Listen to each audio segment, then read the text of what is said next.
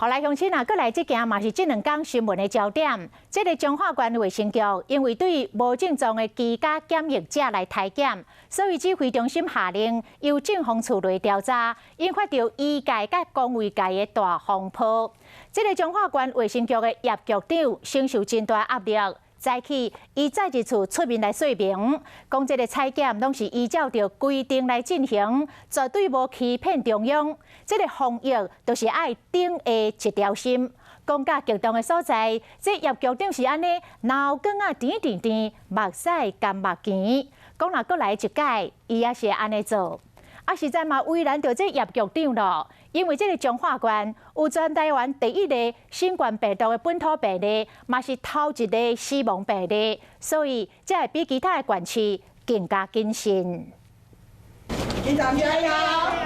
彰化县卫生局精准体检有争议，局长叶干碧压力真大。伊讲几个月之前，大家做伙对抗病毒，公家有没有考出来？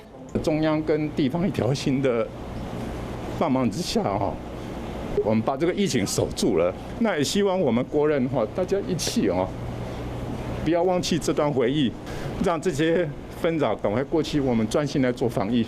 情绪较稳定啊，伊讲彰化县精准体检对4月就开始进行，因为当时国内检验的能量已经有够啊，所以只是讲搁加做一撮，减少传染的机会。